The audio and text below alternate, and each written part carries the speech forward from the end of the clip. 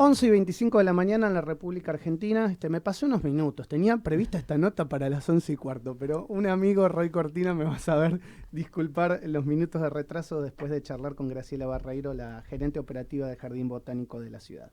Roy, gracias por venir a Radio Sónica. Es legislador de la Ciudad de Buenos Aires, vicepresidente tercero de la legislatura de la ciudad, es presidente de la Comisión de Cultura y además es un militante de muchos años del Partido Socialista que sigue estando dentro de Juntos por el Cambio. Le tengo que preguntar, sigue estando, porque hay tanto lío en Juntos por el Cambio que ya no sé. Roy, gracias por venir. ¿Cómo te va? Gracias por la invitación. Siempre es un placer charlar contigo. Bueno, muchas gracias. Bueno, ¿cómo está Juntos por el Cambio en la Ciudad de Buenos Aires? Mira, obviamente que como es lógico, parte de la prensa agranda y multiplica las noticias que hay acerca de los debates internos. Pero yo siempre hago una diferencia.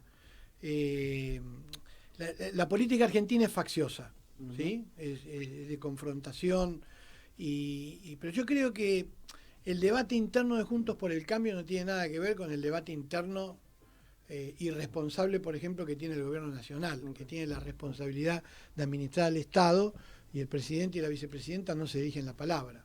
En cambio, las diferencias que hay en Juntos por el Cambio tienen que ver con que es una fuerza muy competitiva, que se fue del poder hace 3 años y que hoy lidera todas las encuestas y que hay grandes posibilidades de que gane el país. Y obviamente que hay muchos candidatos y candidatas con aspiraciones legítimas, y hay un debate interno acerca de cómo es lógico el lógico posicionamiento frente a las PASO y frente a la posibilidad de que alguno de ellos sea presidente de la Argentina. Esto sucede acá y en todas partes del mundo, pero es un debate con muy buenos modales. Hay un funcionamiento orgánico, hay diálogo. Obviamente la prensa tiene la obligación siempre de mostrar lo más picante, lo más conflictivo. Sí, pero es importante esto que estás diciendo, que digamos el diálogo incómodo no va a implicar una ruptura. De ninguna manera, porque además eso sería suicida y sería una irresponsabilidad para la gente que está buscando una alternativa frente al desastre que estamos viviendo. Claro. Es un desastre, desde todo punto de vista. Así que no, entonces es un tramo que hay que pasar. Las internas, ustedes saben, ¿sí? En las grandes democracias del mundo, lo que son las primarias en Estados Unidos. Sí, ¿no? También pasa, se tiran con todo. Se tiran con todo. Sí, después, bueno, se unen frente al candidato demócrata o republicano, o sea, el que llega a la final, para decirlo en términos ¿Y cómo están ustedes, vos como presidente del Partido Socialista de la Ciudad de Buenos Aires, cómo están a nivel Juntos por el Cambio y a nivel la decisión que tomaron en algún momento, escindiéndose con parte del partido que en ese momento presidía Santa Fe, o el socialismo de Santa Fe, que no quisieron ingresar a Juntos por el Cambio? Ustedes sí habían tomado esa decisión ya hace más de 6-7 años, ¿no? ¿Cómo ves esa, digamos, decisión a la distancia? Bueno, a la distancia, que fue un gran acierto, y tan acierto fue que todos los que han sido críticos del sector progresista, todos de una u otra manera, no digo todos absolutamente, pero yo te diría casi un 80%, está o ya adentro de Juntos por el Cambio, o está conversando. O está ya conversando. Es decir, claro. Por ejemplo, lo más llamativo,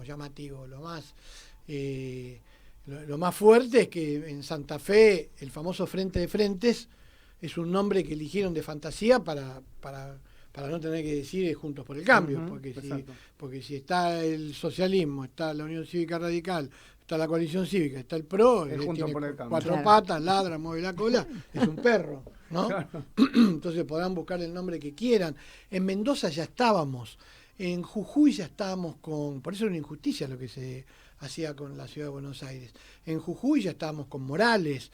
En Entre Ríos, hace poco viajó Mónica Fein para respaldar a Frigerio. Nosotros fuimos una interna hace 1 año y pico, y a nuestros compañeros un poco más los echan del partido porque planteaban que había que acompañar al candidato más competitivo para poder ganarle al peronismo entrerriano, que era Rogelio Frigerio.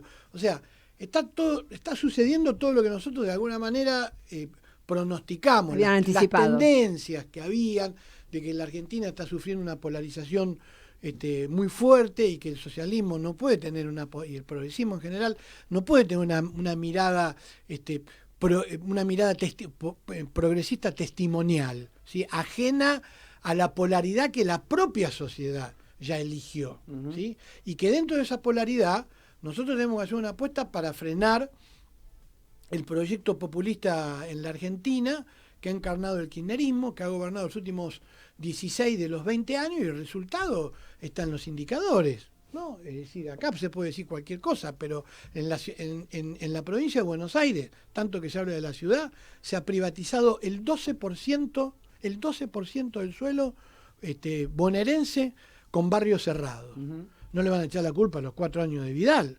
Hace 30 y pico de años, excepto esos 4 años de Vidal, que gobierna el peronismo, y 16 que gobierna el kirchnerismo. 45% de pobres se pronostica en la Argentina. Sí, Los inflación, datos los datos son alarmantes. lo decimos todos los Anomia, disgregación, peleas entre ellos. Este es un modelo que no da respuestas a los problemas de la Argentina. Nosotros necesitamos un gran gobierno de unidad nacional, y yo creo que la persona destinada a liderar eso, no quiero decir destinada porque suena muy profético, pero la persona más apta para liderar eso es Horacio Rodríguez Larreta. Si vos me preguntás a mí, ¿a qué apuesta el socialismo? Nosotros hemos priorizado la cuestión nacional, no es que no nos interese la ciudad. Nosotros estamos haciendo una gran apuesta a que el equipo que ha conformado Rodríguez Larreta y que ha gobernado muy bien la ciudad llegue a presidir este país. Okay. Yo apuesto a Larreta presidente. Es importante eso que estás diciendo, porque vos decís, no es que hemos resignado la ciudad. Si ganaran la ciudad los radicales, tampoco los dejaría mal parado el Partido Socialista, porque están dentro de Juntos por el Cambio, ¿o no? Nosotros tenemos una buena relación con todos.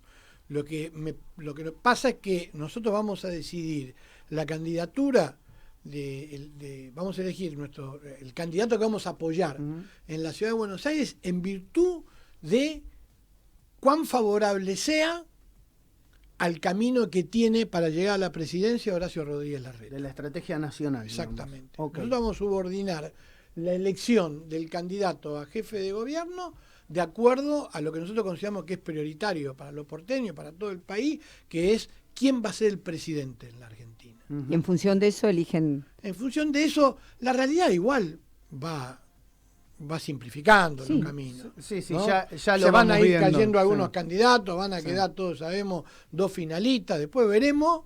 Y después, obviamente que tenemos nuestra propia opinión, no la voy a dar ahora en medio del conflicto que hay. No, pero eso es... más allá de la opinión, sí me gustaría preguntarte, porque, digamos, sos recién lo decíamos, nos conocemos hace muchos años, sí. Sos una persona que tenés una vasta experiencia en la legislatura de la ciudad y en los temas de la ciudad. Sí. Entonces, un tema que me parece, no puedo dejar pasar de preguntarte, es qué pensás de Jorge Macri como candidato, y un fuerte candidato, tal vez posiblemente ganando la ciudad de Buenos Aires, con esto de que vivía en Vicente López, que no estaría cumpliendo la Constitución de la ciudad de Buenos Aires. ¿Cuál es tu opinión al respecto? Él dijo que tiene los papeles y que puede demostrar que eso no es así, y que está en condiciones de ser candidato. Nadie dentro del espacio, excepto alguna chicana menor, le ha cuestionado eso. Y yo no creo que una persona que mide en las encuestas, que tiene serias intenciones de ser jefe de gobierno, esté mintiendo. Esté chicaneando. Claro. No, pero creo que incluso ahora hoy... no conozco los detalles. Vos me decís cuánto tiempo vivió en la ciudad, cuánto tu tiempo opinión, no como vivió, digamos, sos uno de los políticos, digamos, más respetados de la ciudad de Buenos Aires. O sea, ¿quién va a decir que no conoce a Roy Cortina?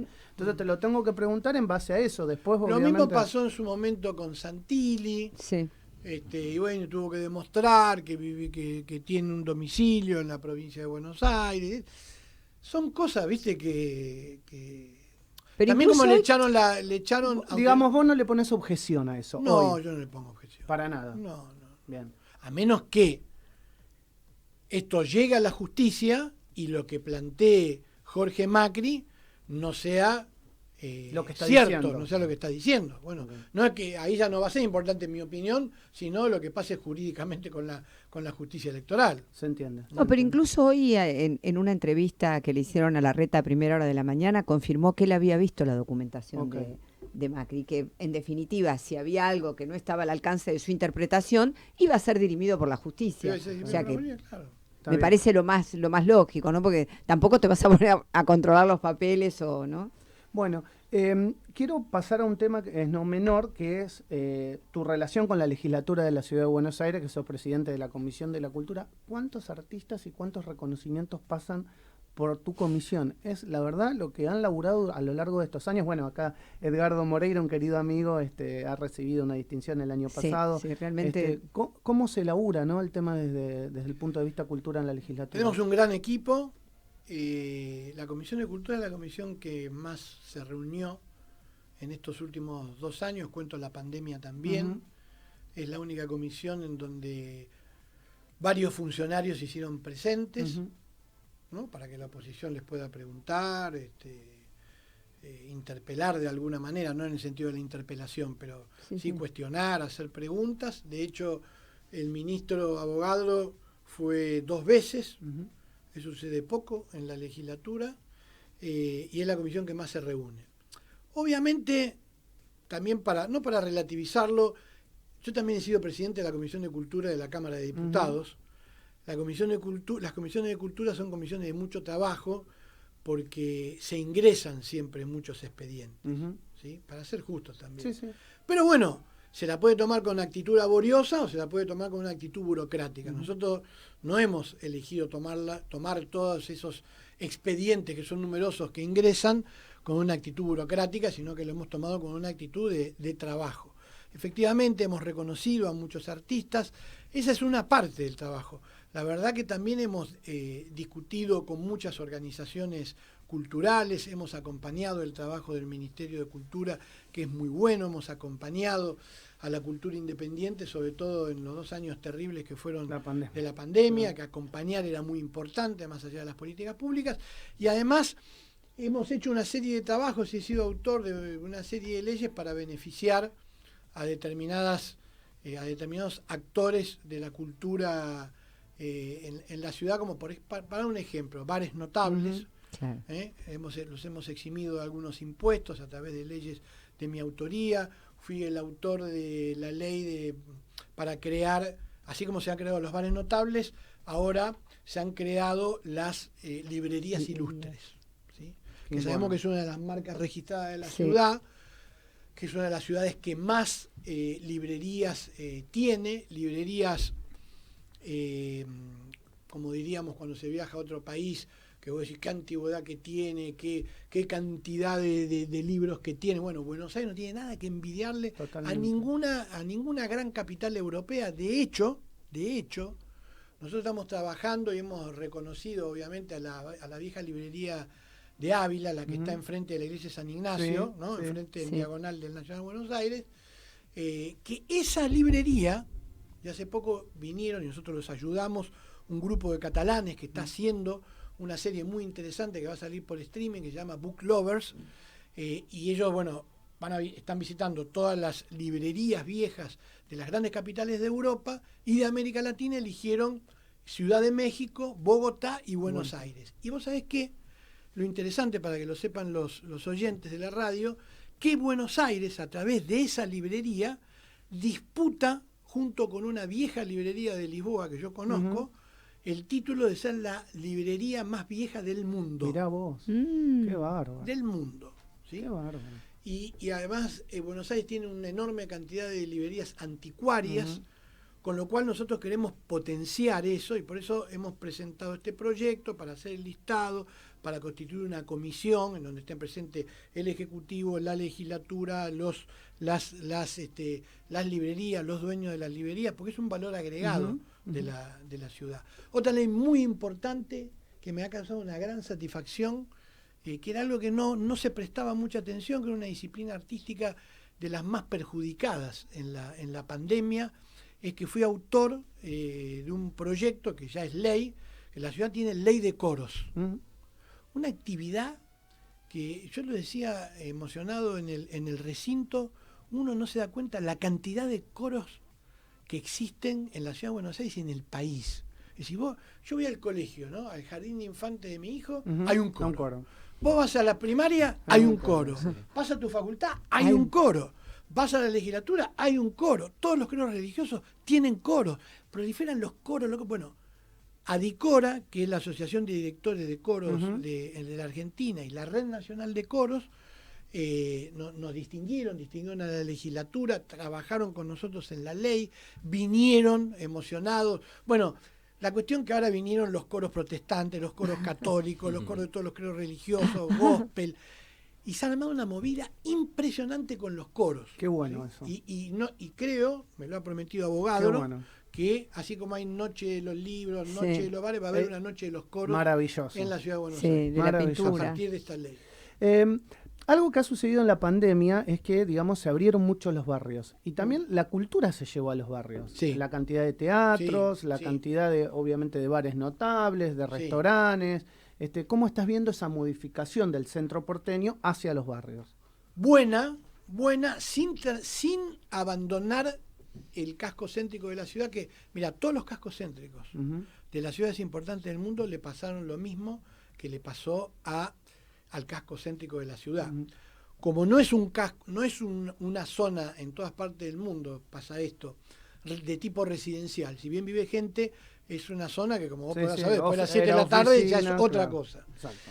Entonces, como con la proliferación del home office y de un montón de cuestiones, ha caído el valor de las propiedades. Se han votado una serie de leyes para rearmar, reconfigurar la vida en el casco céntrico de la ciudad. La cultura ayuda en eso. ¿Por qué? Porque hay festivales que se hacen en el casco céntrico de la ciudad. Por ejemplo, el Buenos Aires Emergente se hace en el casco céntrico de la ciudad.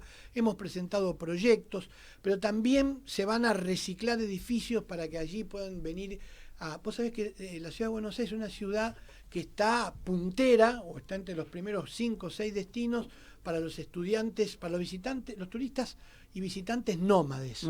¿Sí? Y hay muchos estudiantes del mundo que vienen a estudiar acá, tienen ventajas comparativas también por la crisis económica, pero vienen porque la universidad es gratuita. Eso a nosotros nos sirve porque deja plata para la ciudad. Entonces ahí se van a generar residencias estudiantiles y se van a hacer más eventos culturales. Pero lo que vos planteás es muy interesante. Eso también provocó que se profundizara una política de la ciudad, que es llevar la cultura a los barrios. Yo voy a dar un caso emblemático. El barrio del Abasto. El barrio del Abasto ha generado un circuito cultural independiente impresionante. Y eso está pasando en muchos barrios. Por supuesto, esto también va acompañado de otras cosas en las que también estoy trabajando y acompañando la gestión de la ciudad, que es la gastronomía. Acá ha crecido gastronomía, ha crecido moda, ha crecido turismo y ha crecido estudiantes, vida estudiantil del extranjero que viene, ¿no? Totalmente. Eso hay que potenciarlo porque eso deja muchos recursos a la ciudad. Las grandes ciudades que ranquean bien en el mundo, más allá de la calidad de vida, de los espacios verdes, de la buena salud, de la buena educación, de la seguridad, también son pioneras de eso, además de ser un asentamiento de startups y de emprendimientos de lo que es toda la economía del conocimiento y de la economía digital. Y la Ciudad de Buenos Aires tiene una gran potencialidad en esos rubros, ¿sí? Así que estamos trabajando en eso, no solo en cultura, sino en todo eso. Roy, me gustaría preguntarte para finalizar la nota, ¿qué te gustaría o cómo te gustaría verte en 10 o en 15 años? No a nivel personal, no qué hacer vos, sino de la ciudad de Buenos Aires, del país.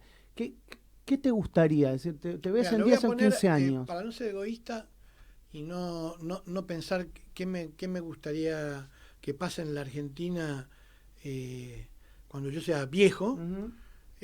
Falta más, Está bien, pero como vos estás hablando de 15 años, ya 15 años, ¿viste? Voy a imaginarlo más pensando en otra generación. Yo tengo un hijo chiquito, de 5 años. ¿Cómo me gustaría que sea el país cuando él tenga 20 años? Bueno, un país en donde haya colaboración y haya confrontación, como en cualquier país democrático, pero no un país de fanáticos. Un país en donde la grieta la hayamos dejado atrás, en donde le podamos dar de comer a la gente que vive en este país. Este es un país que vive en 47 millones de personas, 46. Producimos alimento para 500. Y podemos producir alimento para 400, 500 millones de personas, en donde nadie pase hambre, en donde mi hijo no esté pensando, más allá que ahora los chicos son globales y les gusta pensar el mundo como el mundo en sí, pero yo creo que hoy se van más que por una conciencia planetaria, porque no tienen posibilidades en la Argentina, que él se pueda quedar acá, que pueda estudiar, que haya una buena salud pública, una buena educación pública y que la Argentina encuentre un propósito en el mundo.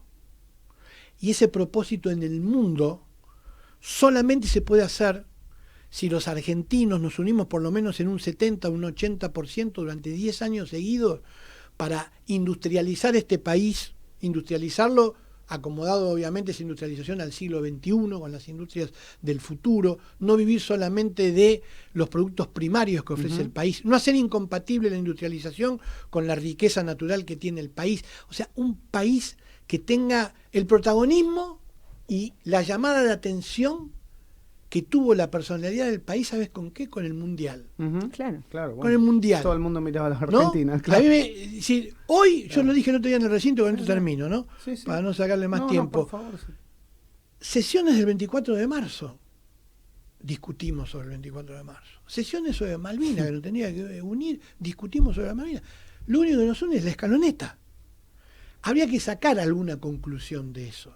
Sí. ¿No? ¿Por qué es lo único que nos une? Porque también hubo cambios en el fútbol, también se mostró una unidad, el trabajo en equipo, ¿no? La humildad de los líderes. Guarda que el fútbol también con el Mundial nos dejó. Marca. Y somos, y nos es la primera vez que nos defienden en el mundo. Sí. Naciones enteras. ¿No? Bangladesh, ¿por qué? Bangladesh son 170 todos con bandera argentina. Todos con bandera argentina, todo el mundo estaba en contra, la mayoría del mundo estaba en contra de Francia y la mayoría estaba a favor de Argentina, se venden camisetas argentinas en el mundo. ¿Por qué no podemos hacer eso con todas las demás cosas que tiene la Argentina? Sí, ese es el país que yo sueño para mi hijo. Bueno, y ojalá así sea, creo que todos le ponemos atrás que ojalá así sea. Todos Ojalá. le ponemos. Roy, gracias por estos minutos. Siempre, Gracias la por la verdad que, invitación. de verdad, es un placer, te lo digo al aire, es un placer que siempre vengas porque profundizamos temas y charlamos de una manera mucho más distendida de lo que a veces pasa con otros dirigentes políticos. También, como digo, por tu experiencia y por los años que tenés en esto. Para mí también es un placer venir acá. Así que Muchas gracias. Roy Cortina es legislador de la Ciudad de Buenos Aires, vicepresidente tercero de la legislatura de la ciudad. No podemos transformar la realidad, pero podemos analizarla y debatirla.